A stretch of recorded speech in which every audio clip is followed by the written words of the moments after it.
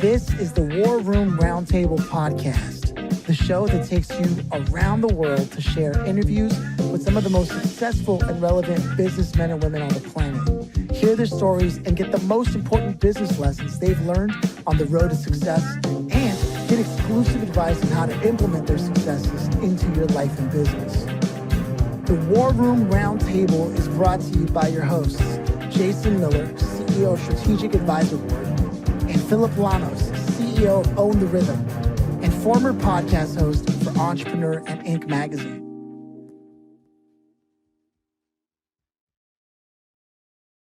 Welcome to the War Room, Jim. It's a pleasure to have you here. How are you feeling today? I'm doing great, Phillip. It's a pleasure to meet you and Jason for the first time. So great to be here. Yeah, it's an interesting opportunity we have with this conversation. I have a good feeling about this one. And one of the ways we always kick it off traditionally is by asking, do you yourself come from a family of entrepreneurs? Great question. And the answer is real simple. No, I don't. I've kind of been more or less the black sheep of the family, if you will. I like to affectionately call myself the unloved middle child. So I was therefore born to be independent, and I think I had the entrepreneurship, gene because of being that unloved middle child. Right on. Okay, and it's interesting because you're one of the first times that somebody understood the question beyond like, oh yeah, I come from a family of entrepreneurs and trying to live up to something, as opposed to, you're like, look, honestly, I didn't. And the impact it had on me was that I was seen a certain way. But how did this then influence your decision specifically to step into business as you got older and started going in that route? Was it always just something you did? You were like the lemonade stand and this and that? Great question. And just, to maybe dovetail a little bit on the other question, blue collar family. So it instilled in me. My father is a 98-year-old World War II living World War II veteran right now, so he instilled hard work, Depression era skills, right? Work ethic. But early on, it was I was a go-getter in terms of natural born leader in sports, and I wanted to earn some extra money. So I broke out the lawnmower, man. And, I'd walk all around town, and, he would, to expand the business, would throw that lawnmower in the back of the old, Chevy Impala station wagon, and we'd go into different towns. So we expanded that way. And winters on Long Island, it was, shoveling snow. So it started early on. And when you get that taste for, a little bit of money and what it can do for you, I think, I had the bug. Yeah, man.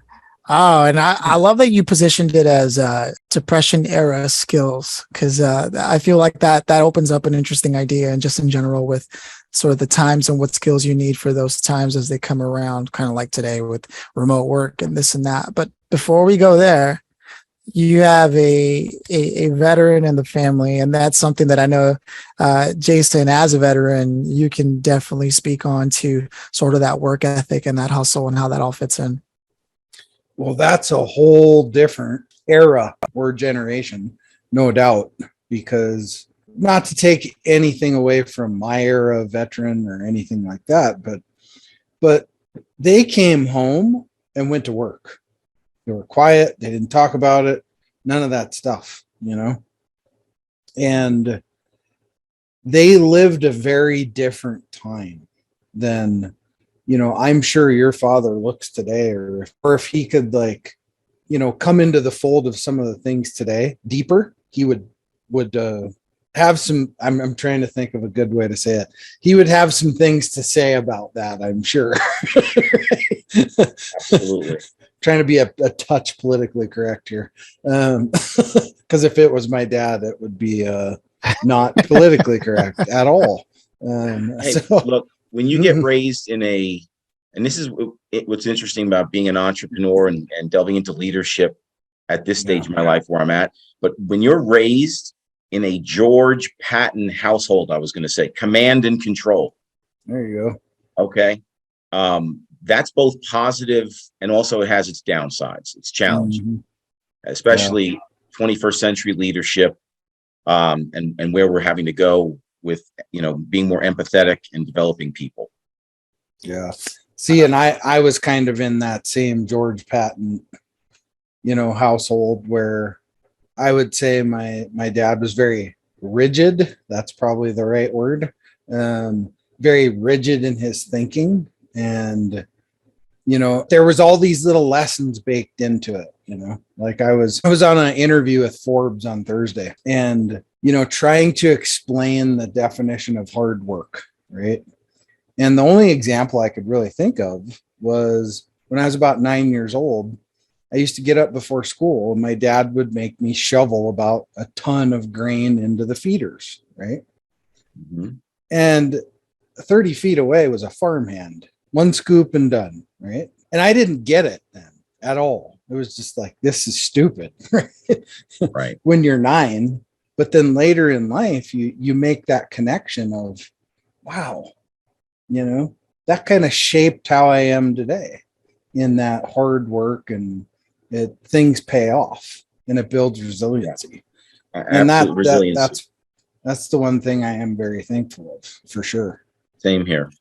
And one of the interesting things about the work that you decided to do, and I want to bridge the gap between then and now, but it is about helping people take what they've built or experienced over the years and turn it into something, right? So we're talking about sort of this origin story and the upbringing, and without going too far from where we left off in the narrative. So you step into business. Again, we established that as a kid, you just had the bug and it bit you. But where do you really feel like was the first instance where you were finally in business, as they say? Oh gosh, I was really fortunate along the way, stepping into the business world, investing. I literally started, in Brooklyn, New York for Bear Stearns, and, at the bottom, learning the back office of business, and, great mentors along the way there. That led to the next, what I call chapter, in that middle area of actually going client facing, developing a book of business. And it's when I had opened up my financial office in Tampa, Florida, that I felt like I had arrived. I worked really, taking that mindset or the work ethic that we talked about, Jason, of a depression era command and control guy. I went door to door, man, in a suit, 90-degree heat, in order to build something. And where an office was not, an office was created. And that was incredibly gratifying. And then the relationships that ensued from that office and the families impacted, life-changing. Man. So you arrive here now, right? As you left in my notes here, corporate dropout turned pivot master, right? Yeah. What does it look like right now? What is a goal or ambition that you have with the work that you're doing with people that the listeners should know about? Well, I capsulized the pivoting part. And by the way, I agree, Jason, micro pivots, right? You've got big pivots and micro pivots, no doubt. Oh. And I've done both. My story is from corporate to caregiver to, here's my own word, Jason, confidence less to comeback. Those were really the phases of my life when I had my identity wrapped around corporate. And I walked away in 2014 because I got a phone call that my depression era 90-year-old father, who took care of the family, had slipped, fallen on the ice, and had a brain bleed. And I lived in Tennessee, but my wife and I said, you go, you take care of the family. They took care of you, you take care of the family. And that opened up 4 years of caregiving, 3 weeks in New York, a week back in Tennessee, from the frying pan into the fire. And it ultimately just changed me. It burned my identity down to the ground. I didn't know who I was, lost all my confidence. That's the confidence less, and stepped away, was burned out, and really went to work on the inner Jim in the journey and who I was, who I was created to be. And that's when the comeback started. And it's been through intense internal work over the last 2 to 3 years. Yeah, man. And what I have in the notes here about people 40 and older, a lot of the times, it's funny when the earlier conversation today, even Jason was talking about, like, the older you get, like that, you're set in your ways, you're hard-headed, and this is a lot of people really do have the belief that there is no next level or opportunity, but there's always that. Is that your view on that? Well, it's funny you mentioned that and what Jason had said, because I recently came across an article. I think it was a Dartmouth professor did work with thousands of people in 132 different countries, so pretty extensive. And they talk about how unhappiness increases from 18 years old, okay, up until I think around the peak unhappiness is around 47, 48 years old. Think about it, midlife crises and stuff. And I think at that point, people either accept their lot and they just keep going, and the unhappiness just kind of fades away. And that's why they become less unhappy, or there's that 40 and frustrated group that says there's got to be more. And those are the people that I'm looking to tap into and help and share more of my journey and say, you know what, you're not done yet. Man, it just makes me think of Charles Bukowski, who drank his sorrows away and wanted to be a writer, and he didn't get famous until he was 70, and by then it didn't matter to him. It's a hell of a story, but for some people it really is one of those things where I can think of a number of people who I've met in my life who just seemed deeply unhappy with where they were in life, and they were a lot older than me, but I always told myself I didn't want to be that. So what is the secret to pivoting with purpose when you reach those years, and what can people who are younger than that take away from that as well? Well, first of all, I think everything starts with a decision. Okay, you got to decide, what do you want? Getting really clear. I'm of the school of thought that there's really nothing new under the sun. There's just a lot of repackaged stuff. People have their voice. People connect to different people's voices. Okay. But I'm a fundamentals guy. The reason I was successful as an athlete, I didn't have the most, gifted natural talent, but I worked on the fundamentals. So fundamentally, what I would say is, first and foremost, you got to decide what you want, and then be others focused. Because what I learned in my confidence-lessness stage, and this was a huge part of my story, okay, is that I needed confidence. So what did I do? I went out and gave intentionally confidence to as many people as possible. And that's what started my story, and is going to be really my TED Talk here next year, is on the power of intentional connecting. I didn't just stay in a hole. I purposefully, intentionally reached out to other people to enhance and elevate them and instill confidence in them. And it came back to me twofold. It's been miraculous. Wow. There is something about going out of your way and overcoming a fear that one has through sheer will and just taking action and getting that evidence that you need to then give you a starting point for a pivot. Is this what you're talking about? Yeah. Seek out the knowledge and the people who've done it. I mean, that's a big part of this. The internal work I talk about, I didn't sit there and go and meditate in a cave. Okay. I sought out people, the knowledge, intense work. I think I heard on one of your podcasts, something to the effect of, everyone wanting to be a coach.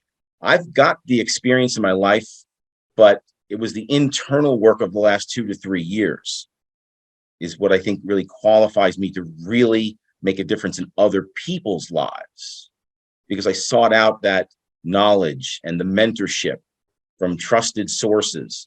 But I can't say enough about mentorship.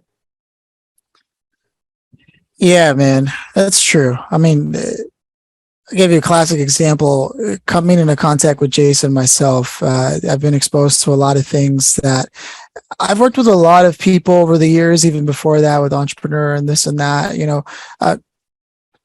organizations similar to Vistage like EO, and talked to a lot of people who were all millionaires and up.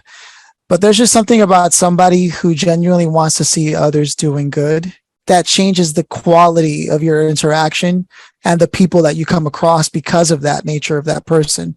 And so when you talk about mentors, I'm of the same school of thought of the impact and the power. And so while I have you here and we do have this opportunity, what do people often get wrong about looking for a mentor? What do they get wrong?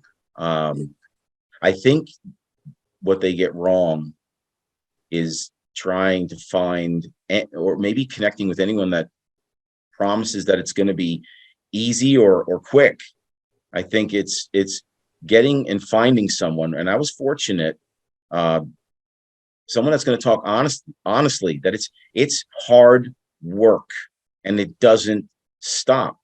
I think people today, unfortunately, the depression era versus now, they think just because they have the latest app, they've got the right aptitude, and they don't. It's humans before hardware. Your TED Talk's going to be something, man. Yeah. There it is. That's the title, Humans Before Hardware. Oh, yeah. Yes, sir. Oh, man. Yeah, Jim. It's amazing, though, because, you look at so many things in our life, we're just passively going through them, right? And once you start to live a life of purpose and intention, where everything is intentional, things change, right? And they change really quickly, and that just doesn't always mean business. It's just your family life, your, being a veteran myself and experience post-traumatic stress and some of these different things, right? It changes the family dynamic. Sure. So you have to be very intentional. Just like you have to be very intentional with things in business, you have to be very intentional with things in your personal life. And if you balance both of them, I'm not really a huge fan of work-life balance. I don't really think that necessarily exists. They coexist, right, together. But if you're intentional on both sides, then you truly, cliche maybe, but the world is your oyster, right? So, oh, absolutely. And I've tried to, avoid too many cliches today myself. I said I'm going to try and be a conversation with you guys. Yeah. There's a couple I couldn't resist throwing myself, but what you said is true. I've been very, very fortunate that the people that have come into my circle, without them right now in my life and where I'm going and what I'm doing, I know I couldn't be doing it without them. And the majority of them came into my life due to intentionality, reaching out and connecting with who I wanted in my life. And then I just authenticity, right? Again, not to be cliche, but being as authentically Jim as possible. And I'm still learning how to do that at 53 years old, but my best is yet to come. Yes, sir. I know exactly what you mean. Someone that I keep close in my circle, his name is Cal Fussman, and something he told me, he said, when I was younger, it was like the early boxing rounds. I was throwing jabs, I was throwing hooks, but I wasn't looking to land the final blow. He said, and back in the day, boxing used to go up to, I think he said 15 rounds or something like that. He said, that's where I'm at. I'm now in my 15th round and I'm looking for my knockout. I'm looking to cash in on all the jabs and things that I threw. And I feel like this is sort of the work that you're doing with Pivot with Purpose, is helping people really see that all the jabs and hooks they've been throwing count for something. Yeah. And it's just about, like you said, number one, deciding where you want to go, finding good mentors. Is there anything else that we need here? you know what, you create the goal, but you got to be prepared to just adjust accordingly. You have to be conscious and not unconscious. Stay conscious, stay plugged in. I kind of equate my mind almost like a camera as I'm looking out of my eyes. The neural pathways, growing up with a lot of bad, there was good that I learned from growing up the way I did, but there's also things that were not so good. Okay. And I'll just kind of leave it there. I intentionally slow down. My eyes are my lenses, and I could work on automatic mode and sleepwalk through life. And a lot of those automatic behaviors are not so good, but I choose to slow down, go on manual mode and slow it down. You know, look, maybe that's just me, but I do believe less is more. Okay. Just because you can do it doesn't mean you should do it. I think too many entrepreneurs, they see things they can do when they don't stop and ask, should I be doing it? Does it align with your core values? Get solid on those core values, man. Yeah, 100% right. The chasing the squirrel, chasing the rabbit, that whole thing. And the more you succeed, the more opportunities to get taken away from the path you originally had in mind certainly becomes possible. With that said, if you could go back just before, I think you said these last 2 or 3 years were pretty key. So if you could go back just those 2 or 3 years, let's say, Jim, knowing what you know now and working towards what you're working towards now with the TED Talk and everything, what would you say to yourself prior to that work that you did internally, knowing what you know now? Oh gosh, knowing what I know now, I wish I would have started choosing my circle sooner. Any younger person, who you surround yourself with, it can make or break you on so many levels. And my daughter, 17 years old, she's amazing, going to do amazing things. And I just, she doesn't want to hear it from dad all the time, but it's who you got to surround yourself with the right people. And I just wish I would have started that a little bit sooner. It's so true. Perfect example. I spent the bulk of my early years from like 14 to about, I want to say maybe 24, trying to be an entertainer. And what was weird though was that I always had a bent on reading. I was always reading lots of books. I was the only one in my friend group that would read that way. And it was a constant clash of identity because here I thought I wanted to be an entertainer, but whenever I was around actors, unfortunately, I found them mostly to be vapid and no real personality of their own, no real thoughts of their own. But musicians, I love music, had been doing it for a while, but yet most of them just like to party, hey man, let's just party, and it's all about the vibe. And, and even when they have great ambitions, the work ethic isn't there. And I remember I moved to New York and, someone who was a mentor to me today, Joe Applebaum, I was walking with him on a 1-to-1 at that time. I was working at a digital marketing agency. And, he asked me, he's like, who are your friends? Right. And I said, well, I kind of stepped away from everybody because of I don't feel like they have any actual work ethic. Or he's like, well, you can't expect someone who doesn't have a work ethic to ever respect yours because they don't even know what that looks like. And you have to redefine what friendship means because leaders, much like yourselves here, Jason and Jim, they operate on a different schedule, a different wavelength, and they don't always have all the time in the world to hang out. So you got to make the most of your time by being able to contribute to each other. So redefine what it means to have friends. And I just remember walking away from there going, well, yeah, so true. And I just want to add that because what you're saying is really important. And I can't wait to hear, what your family is able to accomplish based on that energy and that seed living within your zone. Before I continue any further and try to take things to the grand finale, I want to give Jason a chance to chime in here. Yeah. You know what I love? I love the circles of influence, right? Because you have your inner circle of influence that is, the people that are most closest to you, your family, your very best friends. And when I say best friends, that's somebody that when you're laying in the ditch, they're going to come flip you over and do CPR on you, right? And not wait for the EMS to get there, right? And then it's too late. So I watched my dad do that, by the way, once when I was a kid. Story for another time. But and then you have your circle of, well, maybe they're just somebody you go out and have a beer with every once in a while, right? And then you have your acquaintances, and then you have everybody else, right? So it's like you kind of got to tier who's in your inner circle. That doesn't mean there's not that reach out to those out here sometimes, right?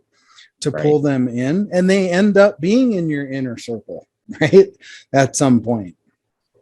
But absolutely, it's like my grandpa used to say, you can pick your nose, but you can't pick your best friends and family, because they tend to stick to you, right? So you pretty much know who they are pretty quickly. And I will tell you, I mentioned about being selective with the people you choose to put yourself around. I choose to put myself around people who are others focused, because that's what I want to be. Yeah, right. About being others focused and lead by example with those people. And boy, it happens, man. It's magical. Lead with value, no matter how long it takes. Value. That's right. That's what it is. Man, Jim, if you don't mind, we'll go hit the grand finale for the show here and ask you if you could have invited anybody, your choice, from any point in place and time in the world, who would you have loved to have had here today, and why them? I could go in so many different directions with this. I could go with, Jesus. I could go with John Lennon, who died way too soon. I could go with Dr. Catherine Bruce, a very, very special friend from Australia, who's been with me these last couple of years through every up and down, every, in and out, just right by my side, and just an awesome friend. But I'm going to have to go with Dan Millman. Yeah.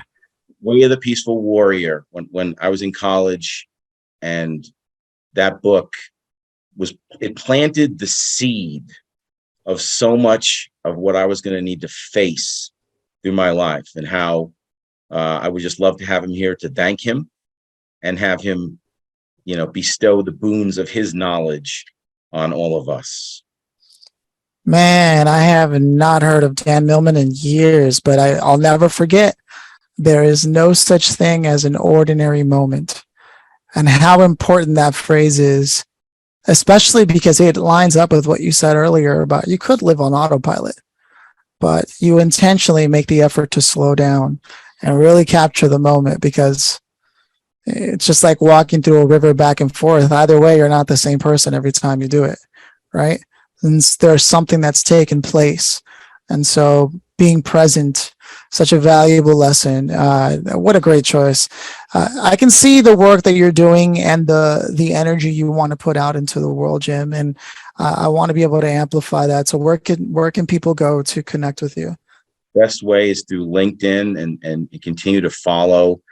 Great things are coming and rolling out. So we're really excited about where all of this is going. So the comeback continues, and I look forward to enhancing and elevating other people's lives. So I can't thank you guys enough for the opportunity to share a little bit about my story and everything else. So thank you very much. Yeah, Jason, roll us out, man. Yeah. Great story of, getting through it, resiliency, all those things, right? Because we all have our own struggles in our lives, and, others, some deal with them differently than others, and so on and so forth. But resiliency is key. And that's nothing you're short of, for sure, is resiliency. So, and, I always like to say thank you for taking a sliver out of your day to be here. We all have the same 168 hours a week. So thanks for taking the time to be with us. We appreciate you very much. Appreciate you dropping some knowledge on our audience. And if they didn't get anything, they just weren't listening. That's right. Well, listen, guys, keep up the great work. Thank you. Cheers, man. All right. Cheers. Bye-bye.